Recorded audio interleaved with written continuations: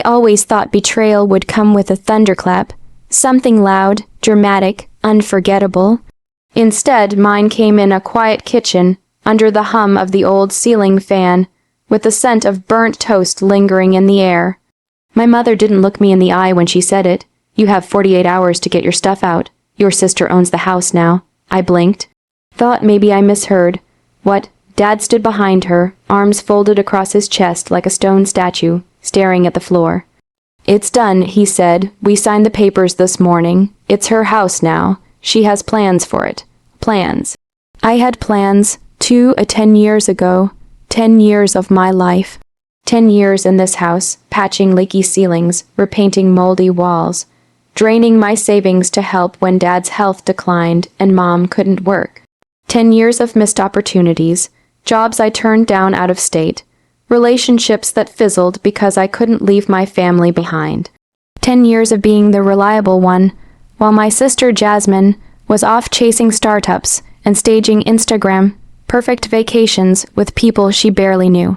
And now she owned the house. I opened my mouth, then shut it. My throat burned with unspoken words.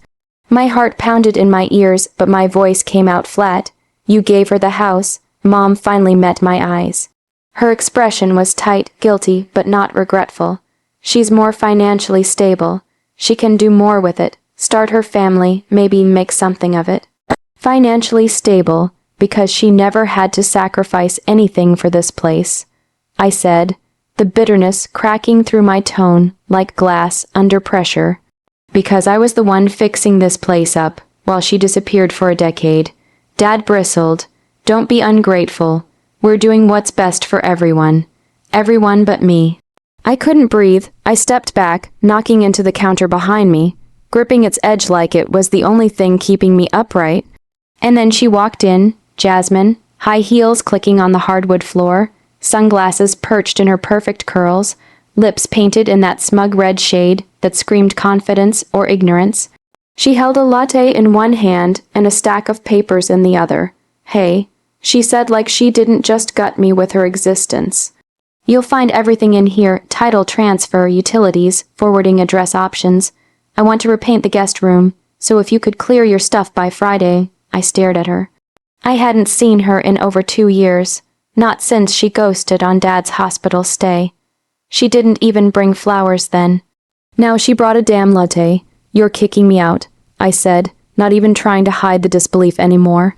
"Of my own room, technically," she said with a smile too sweet to be sincere. "It's my room now. That was it."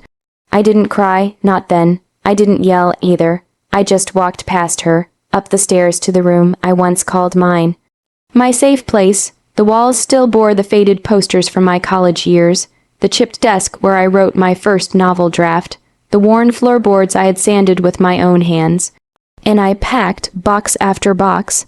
I didn't even know where I was going, just that I had to be out in 48 hours. Jasmine made sure of that. By the next evening, my car was full. The back seat was stacked with memories, framed photos, old journals, the hand-sewn quilt Grandma made before she passed. Everything else I left behind, let her repaint the guest room, let her toss my childhood out with the old furniture. I stood in the driveway one last time. The porch light flickered, something I always meant to fix. I could see her silhouette in the window, laughing on the phone, already planning renovations for the place I kept from falling apart. My phone buzzed, a text from Mom. "Don't make this harder than it has to be. This is a fresh start for all of us. A fresh start." I slid into the driver's seat, hand shaking slightly as I started the engine. The house, my house, shrank in the rearview mirror as I pulled away. The same streets I once biked down as a kid now felt foreign, cold, like they, too, had moved on without me. But somewhere between the second red light and the outskirts of town, something inside me shifted. They had taken the house. The walls, the rooms, the structure, but not the memories, not the parts of me I left behind in every corner, not the lessons learned from years of sacrifice and silent strength. They had cast me out, but they had no idea what they had just set free. I would rebuild not just a life, but something bigger, something they couldn't steal with a signature. And someday, when the winds changed and the paint started to peel, they'd realize The house didn't make me. I made the house. And without me, it was just walls and wood waiting to collapse. That's how long it had been since I left that house, since I watched it vanish in my rear-view mirror like a bad memory trying to fade. In those 2 years, I learned how to breathe again. Not the shallow, cautious breathing I'd done for most of my adult life, always waiting for someone else to make a decision, always putting their needs before mine.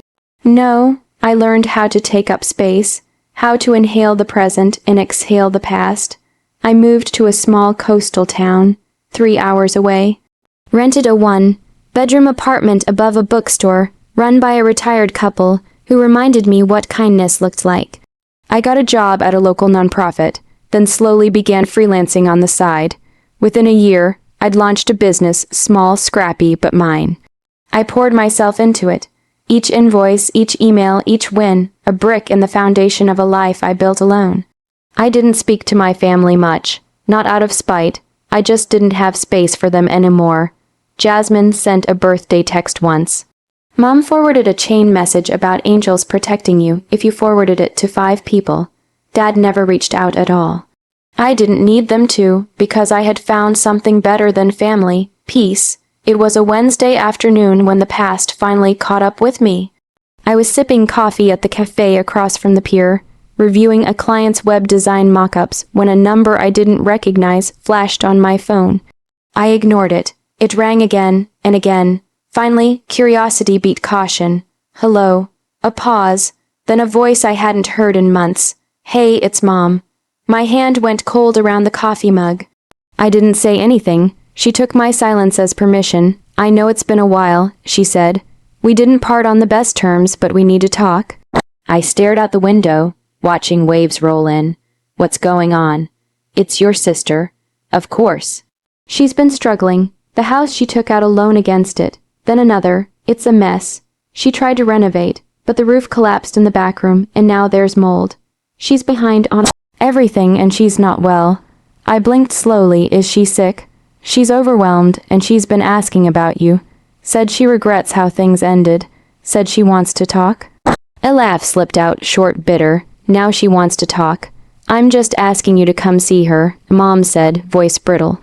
That house, it's falling apart. She's not coping. We're not either. We're too old for this. You know it better than anyone. I let the silence stretch. She wanted me to come fix it, like always. I looked around at the quiet life I had built, the calm, the stability. For a moment, I hated how tempted I was to say yes. Not because I wanted to help Jasmine, not even because I wanted to please Mom, but because some old part of me still felt responsible for everything they broke. And that part of me whispered, maybe this is how you get closure. So I said, I'll come, but I'm not promising anything. The drive back felt surreal. 2 years had passed, but the roads hadn't changed. The same gas stations, the same billboards, the same crooked mile marker near the old church, but I had changed. When I pulled up to the house, her house, I almost didn't recognize it. The trimmed hedges were overgrown, like the earth was trying to reclaim the land. The porch railing was cracked, the white paint now a streaky gray. The windows were covered with makeshift curtains, and the front step had caved in on one side. It looked like it was wilting, like it missed someone. I knocked. Jasmine opened the door. She looked smaller. Her makeup was smudged, her eyes tired. There was no latte in her hand, no sunglasses on her head, just her real and unfiltered for once. Hey, she said, hey. She stepped aside to let me in. The air inside was thick, dusty. The scent of mildew crawled under my skin. The living room was cluttered, half-renovated walls, open paint cans, boxes she never unpacked. The place felt hollow, like she tried to renovate over the memories and failed. I didn't know where else to turn, she said, offering a nervous smile. You were always the one who made things work. I looked around slowly. You really let it fall apart? I thought it would be easy, she admitted, voice cracking. I had the money, I had the plans, but it turns out none of that matters when you don't know what the hell you're doing. I met her eyes.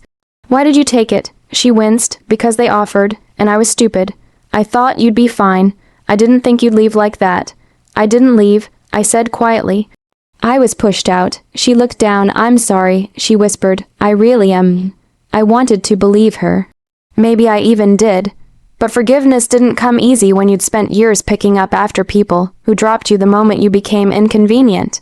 I didn't come here to fix this. I said, I came to see it, to see you. Jasmine nodded. I know. I just wanted you to understand. I looked around again.